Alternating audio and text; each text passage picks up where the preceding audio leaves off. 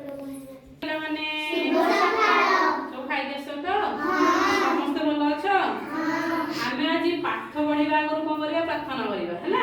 ତମେ ସମସ୍ତେ ଘରେ ସନ୍ଧ୍ୟାବେଳେ ପ୍ରାର୍ଥନା କରୁଛ ତ? ସନ୍ଧ୍ୟାବେଳେ ସକାଳେ ସବୁ ପାଠ ପଢିବା ଆଗରୁ ପ୍ରାର୍ଥନା କରୁଛ ତ? ଆଜି ଆମେ ପ୍ରଥମେ ପ୍ରାର୍ଥନା କରିବା, ତାପରେ ପାଠ ପଢିବା ହେଲା। ସମସ୍ତେ ମିଶିକି ପ୍ରାର୍ଥନା କରିବା ହେଲା। ସମସ୍ତେ ହାତ ଯୋଡିକି ଛିଡା ହୁଅ।